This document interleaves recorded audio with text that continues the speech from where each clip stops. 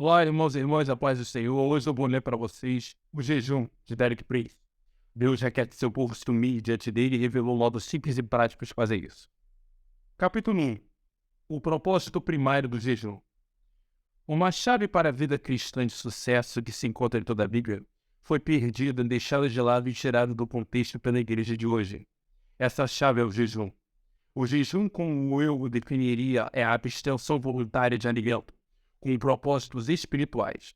Algumas vezes as pessoas se abstêm não só de alimentos, mas também de água. Entretanto, essa é uma opção e não a regra.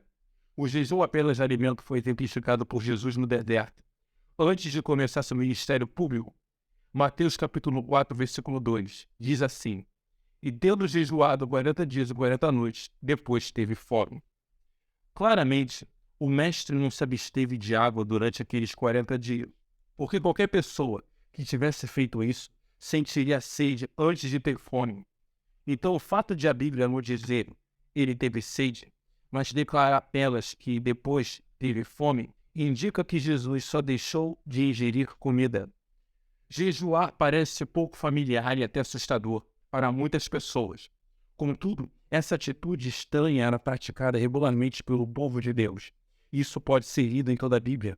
O jejum também é aceito pela maioria das outras grandes religiões do mundo, tais como o hinduísmo, o budismo e o islamismo. Jejum para a auto-humilhação. Primeiramente, o propósito do jejum é a auto-humilhação.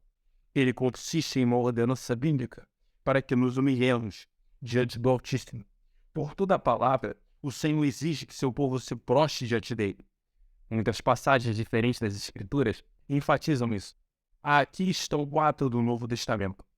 Portanto, quem se faz humilde com esta criança, este é maior no reino dos céus. Mateus 18, 4. Pois todo aquele que a si mesmo se exaltar será humilhado, e todo aquele que a si mesmo se humilhar será exaltado. Mateus 23, 12. Humilhem-se diante do Senhor, e ele nos exaltará. Tiago 4, 10. Portanto, humilhem-se debaixo da poderosa mão de Deus, para que ele os exalte no tempo devido. 1 Pedro 5, 6. Uma característica importante de todos esses trechos bíblicos é que a responsabilidade pela humilhação é nossa. Não podemos transferi-la ao Senhor. Pedir a Ele que nos faça humildes não é bíblico, porque a resposta do Pai na palavra é sempre humilhar-nos. Na Bíblia, Deus revelou-nos um modo simples e prático para nos humilharmos. Davi mostrou que o jejum foi sempre um caminho empregado por ele para subjugar sua alma, ou para se humilhar. Humilhava minha alma com um jejum. Salmo 35, 13. Considere alguns exemplos históricos que evidenciam a humilhação do povo de Deus. Em primeiro lugar, lemos no livro de Esdras como Esdras se prepara para liberar um bando de exilados israelitas na volta da Babilônia para Jerusalém. Eles tinham diante de si uma longa e árdua jornada por um país infestado de bandidos e ocupado por seus inimigos. Estavam levando as mulheres, os filhos e os vasos sagrados do templo. Precisavam desesperadamente de um salvo-conduto. Nesse caso, Esdras tinha 2 alternativas. Podia apelar ao imperador da Pérsia, pedir soldados e cavaleiros, ou confiar em Deus.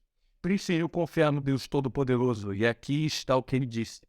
Ali, junto ao canal de Ava, proclamei jejum, para que nos humilhássemos diante do nosso Deus e lhe pedíssemos uma viagem segura para nós e nossos filhos, com todos os nossos bens.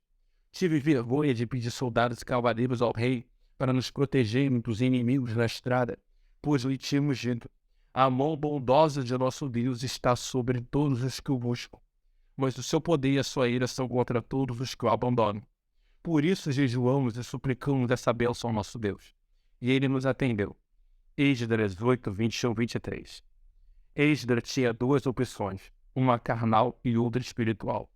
Poderia ter escolhido a carnal e pedido soldados e cavaleiros. Isso não teria sido pecado, mas uma demonstração de um nível inferior de fé. Assim ele optou pela espiritual. Olhar para o Senhor, invocar a ajuda e a proteção sobrenatural de Deus. Esdras e os israelitas que o acompanhavam sabiam exatamente como fazer isso. Era algo que compreendiam. Jejuaram e se humilharam diante do Altíssimo, que os enviou e lhes concedeu a viagem em segurança que haviam solicitado. Em 2 Crônicas, lemos o relato de um incidente ocorrido na história de Judá durante o reino de Josafá.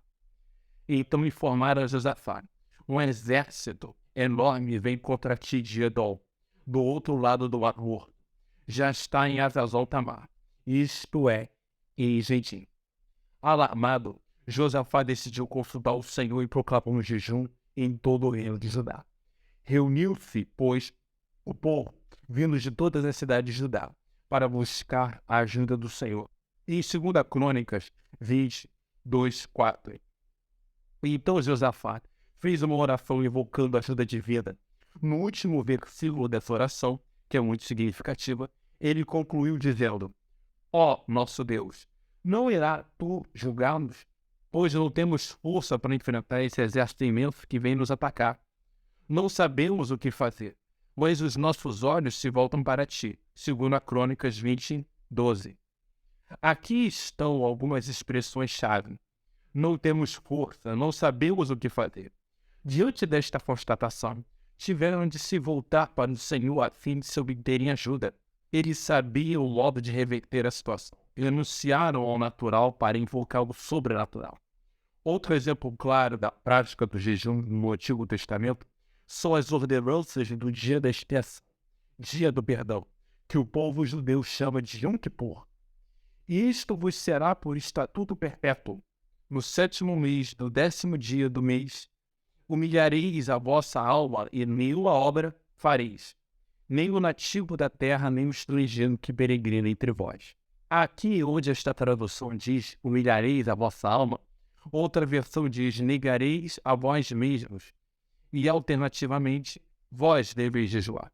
Então a passagem continua: porque naquele dia se fará expiação por vós, para purificar-vos e sereis purificados de todos os vossos pecados diante do Senhor.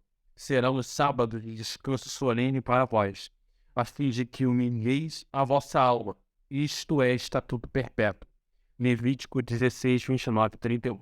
Sabemos que, historicamente, há 3.500 anos, o povo judeu tem observado o Yom Kippur, o dia da expiação, como o dia do jejum. Também temos a autoridade do Novo Testamento para isso. Uma passagem de Atos que descreve a viagem por mar feita por Paulo a Roma diz: tínhamos perdido muito tempo, e agora a navegação se tornará perigosa, pois já havia passado o jejum. Atos 27:9. O jejum mencionado aqui é o dia da expiação, que sempre cai no final de setembro, ou começo de outubro, período em que as pessoas se preparavam para o inverno que chegaria. Vemos no Novo Testamento que o dia da expiação era sempre celebrado com o jejum. Deus exige que seu povo se humilhe diante dele por meio do jejum coletivo. Esse foi um compromisso ou ordenança para o dia da expiação, o mais sagrado do calendário judeu. Preste atenção em 2 partes. Em primeiro lugar, o jejum nesse caso era a resposta do homem à purificação e ao perdão provido do Altíssimo. Deus providenciou a cerimônia para que o sumo sacerdote entrava no santuário interno do templo e fazia a expiação. Em segundo lugar, a expiação só era efetiva para aquelas pessoas que a aceitavam por meio do jejum. Em outras palavras, Deus fez a sua parte, mas o ser humano tem de fazer a dele. Isso acontece em muitas transações com o Senhor, que cumpre o seu papel e espera de nós uma ação. Essa resposta é muitas vezes o jejum. Sem dúvida, o Todo-Poderoso requereu o jejum de todo o seu povo sob a antiga aliança. Alguém que não o fizesse no dia da expiação era retirado e não mais considerado membro do povo. Assim, vemos que o Altíssimo atribuiu grande importância ao jejum como um modo indicado para cada um se humilhar diante dele, e dessa forma qualificar-se para a bênção que ele desejava prover. Capítulo 2. Exemplos de jejum no Novo Testamento. O jejum é uma chave perdida que, apesar de poder ser encontrada nas páginas da Bíblia, tem sido deixada de lado e tirada do contexto pela Igreja cristã. O propósito principal do jejum, conforme revelado nas Escrituras, é a auto-humilhação. Ele é um modo bíblico de nos humilharmos diante do Senhor.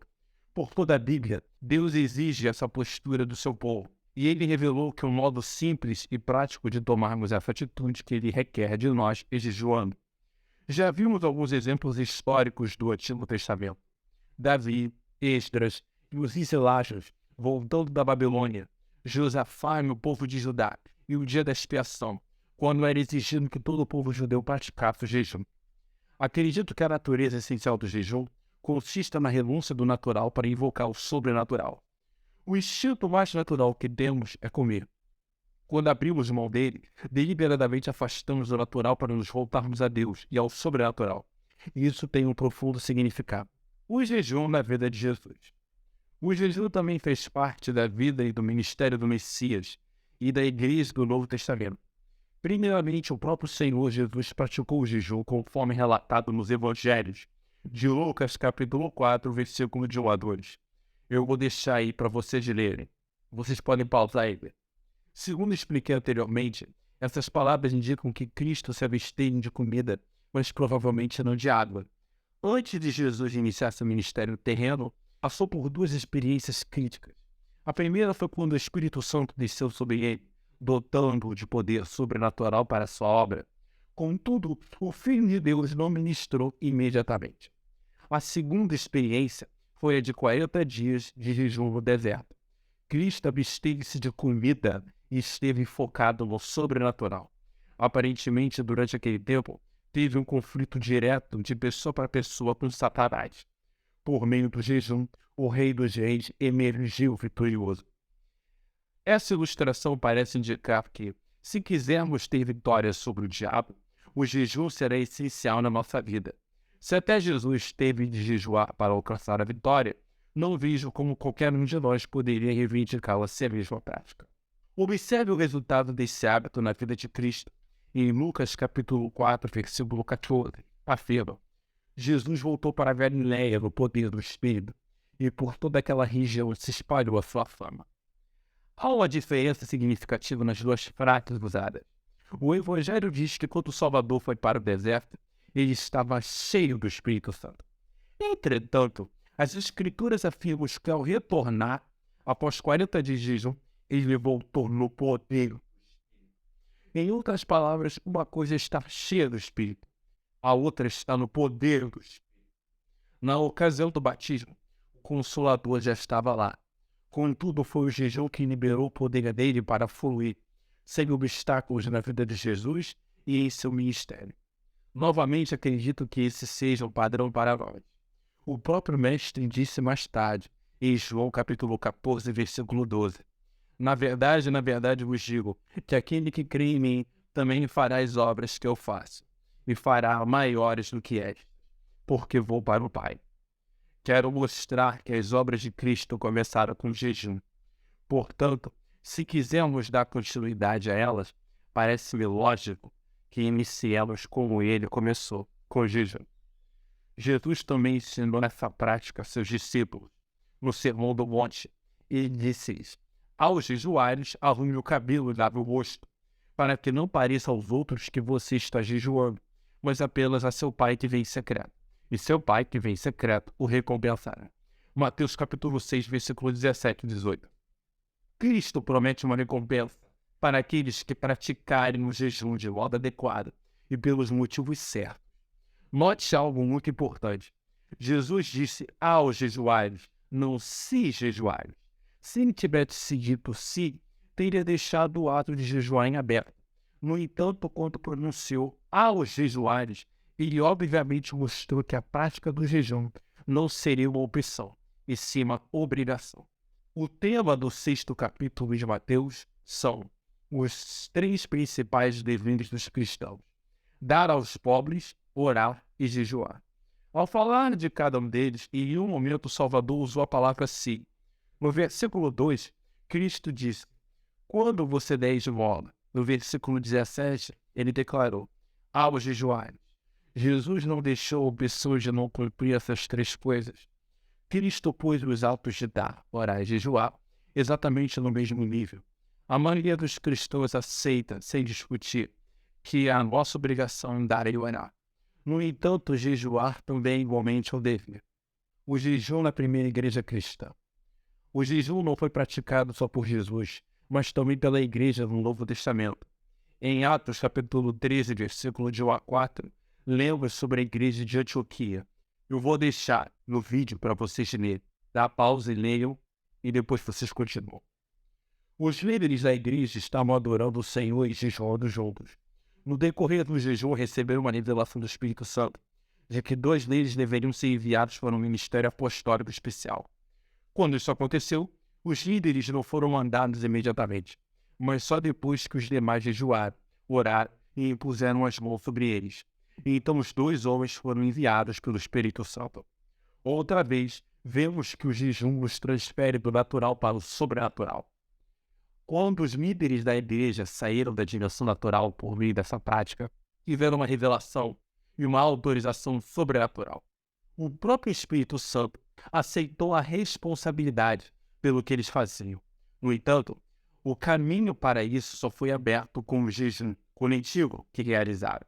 Leiamos o que Paulo e Barnabé fizeram depois de saírem para iniciar esse ministério, estabelecendo novos convertidos em várias cidades nas igrejas adequadas. Atos capítulo 14, versículo 23. Eu vou deixar no vídeo para vocês lerem. O jejum não era uma ocorrência única e inusitada. Era praticado regularmente pelos apóstolos e ensinado aos novos discípulos. Os 2 principais eventos para a propagação do evangelho na primeira igreja cristã foram, em primeiro lugar, o envio de apóstolos e, em segundo, o estabelecimento dos novos convertidos pela designação de anciãos ou presbíteros.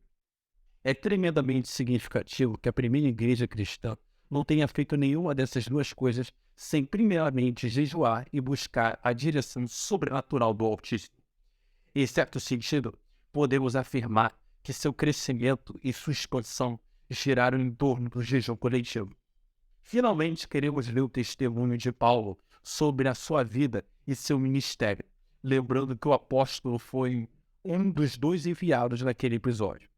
Em 2 Coríntios, capítulo 6, versículo 4 a 6, ele diz: tornando-nos recomendáveis em tudo como servos de Deus, em muita perseverança, aflições, privações e angústia, em açoites, prisões, tumultos, trabalhos, noites sem dormir, vigília e fome e jejum, em pureza, conhecimento, paciência, bondade, no Espírito Santo, no amor genuíno. Paulo descreve vários aspectos do seu caráter e de sua conduta que fizeram com que ele e seus cooperadores fossem marcados como verdadeiros servos de Deus. A vigília, ficar acordado quando se poderia estar dormindo, e o jejum, a abster-se de alimento quando se poderia estar comendo, são algumas das atitudes que evidenciam a postura assumida por ele, as quais estão em muito boa companhia. São colocadas lado a lado com a pureza, o conhecimento, a paciência, a bondade, a perseverança do Espírito Santo e do amor genuíno. Em outras palavras, a vigília e o jejum são apresentados como parte da bagagem completa dos verdadeiros servos do Senhor Jesus Cristo. Creio que ainda hoje Deus os vê dessa maneira. A provisão e os padrões do Senhor ainda são vividos por Paulo e pela igreja cristã. Capítulo 3. Como o jejum nos transforma? Até aqui, vimos que jejuar é abster-se voluntariamente de alimento com propósitos espirituais. Essa é uma forma designada por Deus para seu povo se humilhar diante dele. O próprio Jesus praticou o jejum e ensinou seus discípulos a fazerem o mesmo. Assim, a igreja do Novo Testamento seguiu o exemplo do seu mestre. Já mostramos que quando o Rei dos Reis falou sobre o jejum, ele não disse se jejuários, mas aos jejuários. Além disso, também notamos que Cristo coloca o jejuar exatamente no mesmo nível de dar aos necessitados e de orar. Agora, queremos tratar dos mecanismos do jejum, analisando como ele muda a personalidade interior. A primeira coisa que precisamos ver na Bíblia com absoluta clareza é esta: o poder que torna possível a vida cristã é o Espírito Santo. Nenhum outro poder nos capacita a ter a vida que Deus requer de nós como cristãos. Não podemos tentar alcançá-la pela própria vontade ou força, mas somente pelo Espírito Santo, da qual somos dependentes. Consequentemente, a chave para uma vida cristã de sucesso é saber como liberar o poder do Espírito sobre nós. é fazê-lo de tal maneira que realizemos coisas que com a nossa própria força não poderíamos cumprir. Jesus deixou isso claro a seus discípulos. Depois da ressurreição, antes de liberá-los para o ministério que tinham, em Atos 1:8, ele declarou: "Mas receberão poder quando o Espírito Santo descer sobre vocês, e serão minhas testemunhas em Jerusalém, em toda a Judéia e Samaria, e até os confins da terra." Atos 1:8. Cristo lhes disse algo assim: "Para fazerem o que os encarreguei de fazer, precisarão de um poder maior do que o de vocês. Ele virá do Espírito Santo. Não vão e comece a ministrar, a menos que o poder do Espírito tenha vindo sobre vocês." Compare isso com as palavras de Paulo em Efésios, quando ele fala principalmente sobre o poder da oração. Aquele, a Deus, que é capaz de fazer infinitamente mais do que tudo o que pedimos ou pensamos, de acordo com o seu poder que atua em nós, ou em que nós opera. Efésios 3:20. O apóstolo assevera que Deus é capaz de fazer muito além do máximo que poderíamos imaginar. Mas isso está sujeito à operação de seu poder em nós. A extensão do que o Altíssimo pode realizar por intermédio de cada um de nós não depende realmente do nosso pensamento, e sim da liberação de seu poder sobrenatural sobre nós, e por nosso intermédio, seja na oração, na pregação ou em qualquer forma de culto. O segredo é descobrir como podemos liberar esse poder e nos tornar canais ou instrumentos por meio dos quais ele possa operar sem impedimento. Tendo visto isso, passemos para o próximo fato-chave da Bíblia. A natureza carnal opõe-se ao Espírito Santo. A essência e o caráter da velha criatura são tais que ela não se rende ao Espírito Santo, mas se opõe a ele. No Novo Testamento, essa natureza carnal, o que somos, antes da transformação pelo novo nascimento, é chamada de carne. Esse termo não significa simplesmente um corpo físico. Ele tem a ver com a natureza herdada por descendência do nosso primeiro pai, Adão, que foi um rebelde. Em outras palavras, há um rebelde escondendo-se em cada um de nós. Essa é a natureza carnal. Em Gálatas 5:16-17, sobre a natureza da carne, Paulo adverte. Eu vou deixar aí no vídeo para vocês lerem. Isso é muito claro e importante. A natureza carnal está em oposição ao Espírito de Deus. Se nos rendermos a ela, estaremos rejeitando o Espírito de Deus. Por outro lado, se quisermos nos submeter ao Espírito, temos de lidar com a carne, porque enquanto ela nos controlar e operar por nosso intermédio, o que faremos estará em choque com o Espírito Santo.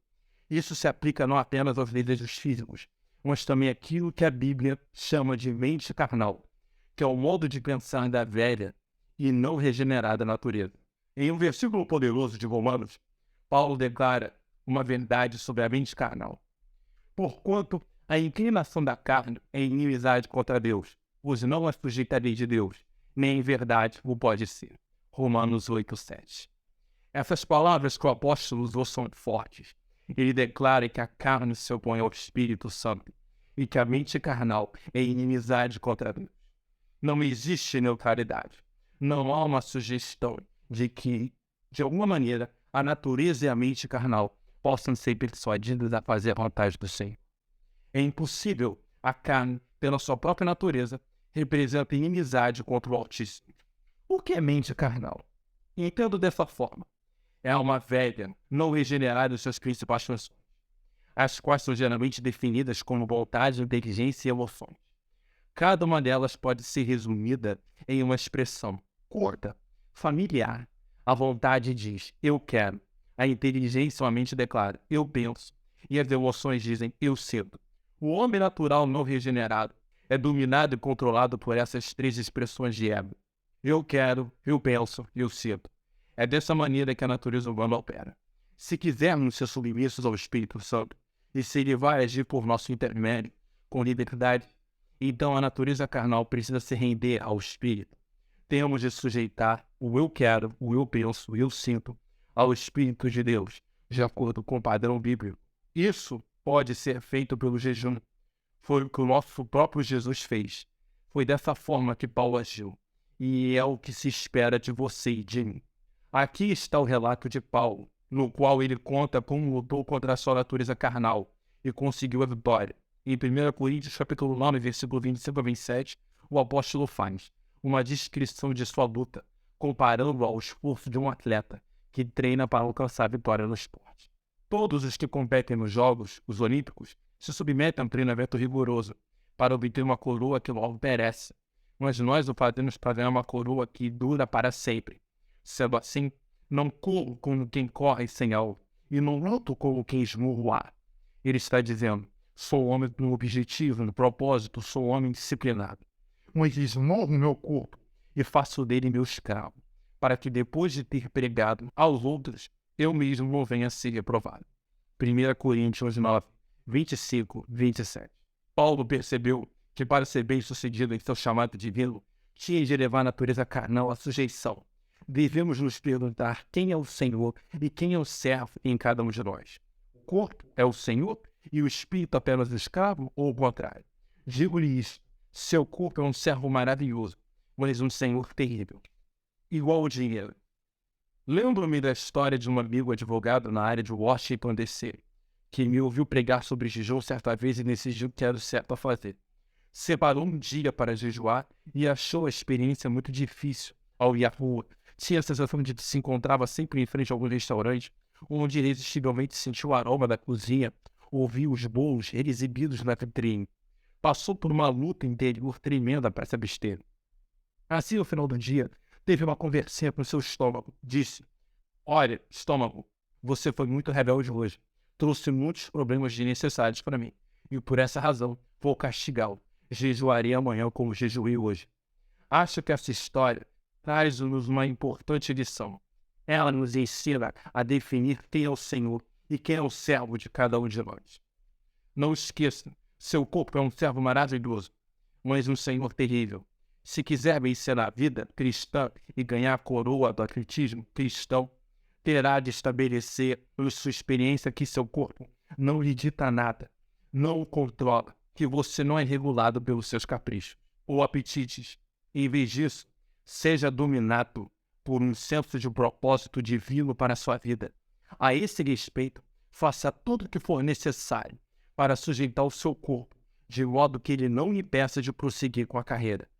Creio que uma das maneiras bíblicas básicas de fazer isso é praticando regularmente o jejum. Quando você jejua, entregue uma carta de demissão ao seu corpo e à sua natureza carnal, dizendo-lhes, vocês não me controlam, pois não são meus servos. Dessa forma, obedecerão àquilo que o Espírito de Deus disser que tem de fazer. Capítulo 4. O jejum pode mudar a história. Vimos como o jejum muda nossa personalidade de acordo com certos princípios. Em primeiro lugar, temos de reconhecer que o poder da vida cristã é o Espírito Santo. Ele é o único que capacita alguém a levar uma vida verdadeiramente cristã. Em segundo lugar, temos de aceitar que a carne se opõe ao Espírito. Se a natureza carnal prevalecer, o Espírito não poderá agir.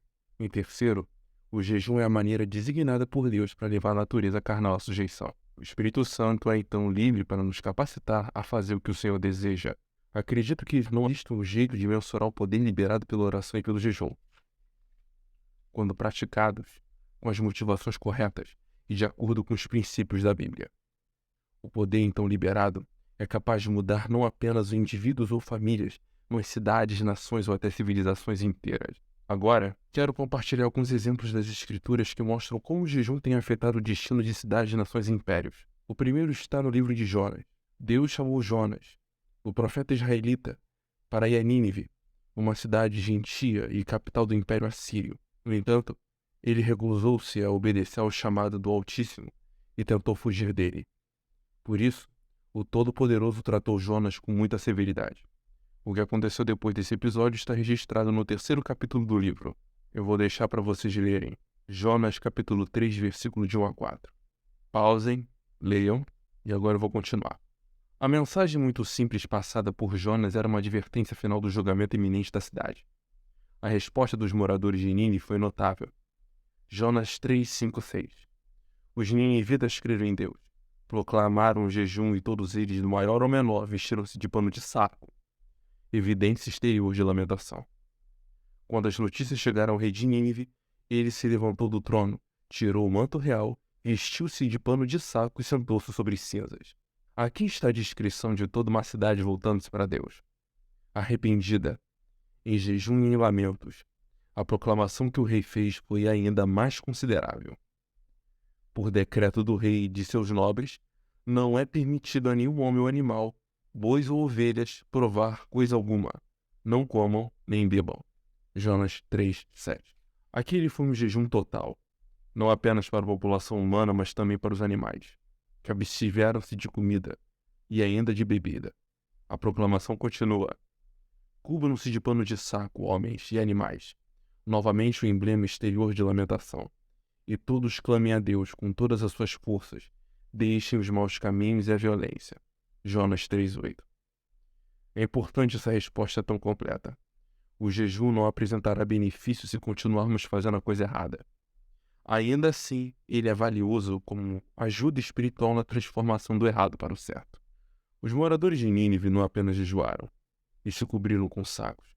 Eles deixaram os maus caminhos e a violência, sendo que o pecado que mais se destacava em Nínive, de acordo com algumas passagens da Bíblia, era a violência. A proclamação encerra-se desta forma. Talvez Deus se arrependa e abandone a sua ira, e não sejamos destruídos. Eis agora o comentário divino sobre isso. Tendo em vista o que fizeram e como abandonaram os seus maus caminhos, Deus se arrependeu e não os destruiu como tinha ameaçado. Jonas 3:9 e 10. Você certamente se lembra de que João Batista pregou uma mensagem de arrependimento. Quando certas pessoas pediram batismo como sinal de contrição, João lhes disse que queria ver o fruto dele na vida delas, que não tinha valor contarem que se arrependeram se ele não conseguisse ver os resultados na sua maneira de agir. Mateus 3:7-8. No caso dos moradores de Nínive, Deus viu como eles se afastaram dos seus maus caminhos, então teve compaixão e não os destruiu, como havia ameaçado. É muito interessante ver o resultado histórico. Nínive foi poupada por quase 200 anos antes de ser finalmente destruída. Em Israel, durante aquela época, o Senhor falou por intermédio de vários profetas, tais como Amós e Oséias, que levaram a mensagem de advertência sobre o julgamento e o chamado de arrependimento. Israel tinha a lei, o passado de Moisés e os profetas, os quais falaram aos israelitas, mas eles não se arrependeram. Nínive, ao contrário, não possuía esse passado. Um único profeta chegou uma única vez e toda a cidade mudou. Isso é admirável.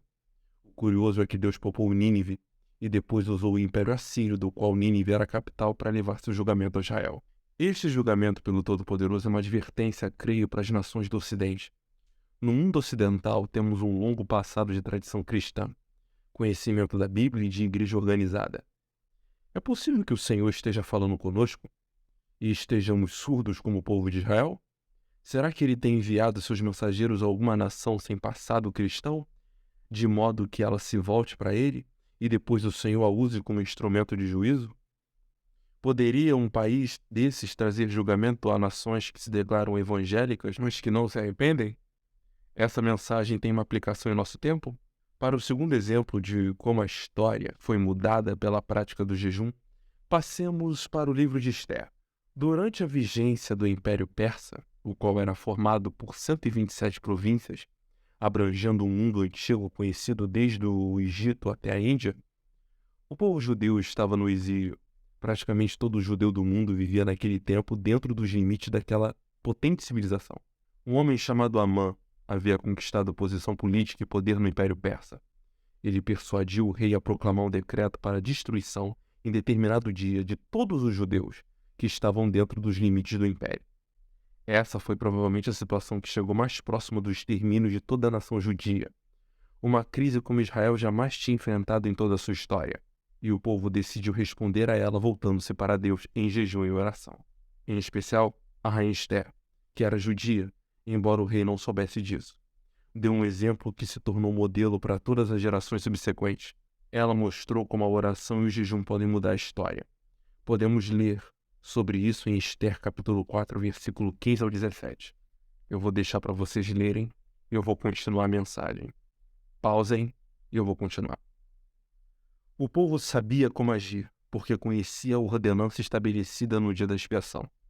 Os judeus estavam cientes de que o jeito de se humilhar diante do Senhor era jejuar. Por isso, todos os que estavam na capital Susã de Ester em diante fizeram 3 dias de oração e jejum. Qual foi o resultado? A palavra declara: eles foram libertos. Pausem de novo e leiam. Eu vou passar para a próxima página e vou continuar a leitura. Ester, capítulo 5, versículo de 1 a 3. Em nome de Jesus, irmãos e irmãs, leiam. Ester fez seu pedido e mudou todo o curso da história do Império Persa. Em vez de derrota e vergonha, houve honra e promoção para o povo judeu e seus líderes. Mardoqueu e Ester. O ponto crítico de inflexão foi o período de 3 dias quando jejuaram e buscaram o Senhor. Então o destino foi mudado. Ao entrar na presença do rei, Ester ouviu o seguinte dele: que há, rainha Ester? Qual o seu pedido? Mesmo que seja metade do reino, lhe será dado. Em outras palavras, a oração e o jejum abriram o caminho para tudo que a rainha poderia pedir em favor do seu povo. Isto é um lindo modelo para nós hoje. Deus tem procurado homens e mulheres a exemplo dela. Pessoas que percebam a natureza crítica da nossa situação e se voltem para o Senhor, com seus amigos cristãos, em jejum e oração. Assim como fez na época de Ester, o Todo-Poderoso ainda pode intervir em favor do seu povo e da situação do mundo de hoje, por meio da nossa oração e do nosso jejum. O Altíssimo nos fala com urgência a respeito da necessidade de orarmos e jejuarmos. E agora chegamos, pessoal, no capítulo 5, o último capítulo do livro. Vamos lá. Prelúdio para a última chuva. Vimos o poder incomensurável que é liberado pela oração e pelo jejum quando praticados com motivações corretas e de acordo com os princípios da Bíblia. Também percebemos como o poder liberado pode mudar não apenas indivíduos e famílias, mas cidades, nações e civilizações inteiras. 2 exemplos históricos e bíblicos foram dados: o da cidade de Nínive, no tempo de Jonas, e o de Ester, o povo judeu no Império Persa. Em cada caso, o curso da história foi radical e permanentemente mudado quando um grupo de pessoas humilhou-se diante de Deus, por meio da oração e do jejum. Entretanto, não devemos olhar para essa demonstração do poder do Senhor na mudança da história como algo confinado ao passado. É possível, pelos mesmos meios, a oração e o jejum, conseguir hoje uma intervenção divina tão poderosa e dramática quanto aquelas registradas na Bíblia. Essa é tanto uma necessidade desesperadora como uma possibilidade gloriosa. Com efeito, acredito que Deus espere essa atitude de cada um de nós. Sobre isso, vejamos o que disse o profeta Joel, o qual nos fornece um panorama breve, mas abrangente, de um cenário de total desastre e desolação. O profeta descreve uma situação desesperadora e irremediável. Repito, eu vou continuar a leitura, vocês pausem para ler. Joel capítulo 1, versículo de 8 ao 12. Leiam. Joel capítulo 1, versículo de 8 ao 12. A circunstância retratada é de desolação, ruína, lamento e total ausência de alegria. No entanto, por intermédio de Joel, o Altíssimo revela o remédio designado por ele. Isso pode ser comprovado nos versículos que se seguem. Leiam Joel capítulo 1, versículo 13 ao 14. Eu vou continuar a leitura. Pausem, leiam, eu vou continuar. Ou leiam na Bíblia de vocês, eu vou continuar. O remédio indicado pelo Todo-Poderoso é consagrar um jejum e depois buscar o Senhor por meio de oração desesperadora. Isso significa santificar-se, separar um tempo para Deus. O Altíssimo repete essas instruções em Joel capítulo 2, versículo 12. Contudo, ainda agora, declara o Senhor, voltai para mim de todo o vosso coração, e isso com jejum, choro e pranto. Joel capítulo 2, versículo 12. Novamente a exigência básica é o jejum. Um pouco mais adiante, ainda em Joel, lemos. Leiam Joel capítulo 2, versículo 15 ao 17. Tem até uma explicação no meio. Eu vou deixar página para vocês lerem. Pausem e leiam. Aqui está a resposta prometida ao Senhor e ao jejum do seu povo. Leiam Joel capítulo 2, versículo 23 ao 29. Joel 2, 23 ao 29. Pausem, leiam, isso é importante para vocês entenderem depois, eu já li, para continuarem a leitura. Em resposta à oração e ao jejum, o Senhor declara assim: eu vou ajudá-los, mudarei toda a situação, tirarei a escassez e a ruína e suprirei todas as suas necessidades. Haverá abundância, e vocês não serão mais um opróbrio entre as nações. serão capazes de levantar a cabeça e os outros povos dirão: veja o que Deus fez por eles. Em particular, o Criador promete que enviará ao seu povo a primeira e última chuva desesperadamente necessária. O seu Espírito, em uma aplicação espiritual da chuva, ele afirma: derramarei o meu Espírito sobre toda a humanidade. No Novo Testamento, lemos as palavras que o apóstolo Pedro disse à multidão reunida no dia de Pentecostes, depois que o Espírito Santo tinha descido. Leiam Atos capítulo 2, versículo 16 ao 18. Eu vou deixar para vocês lerem, pausem, eu vou continuar. Deus preparou para estes últimos dias um derramamento mundial do Espírito sobre a sua igreja. É a resposta dele às necessidades e pressões desesperadoras desta época. As forças satânicas e profanas que têm agido em tantas áreas contra o seu povo, a ruína e a escassez na sua igreja. O Senhor não pretende deixar o seu povo sem esperança ou nas mãos de todos esses poderes malignos. Ele tem uma provisão. O Pai Celestial prometeu derramar seu Espírito e ajudar-nos sobrenaturalmente.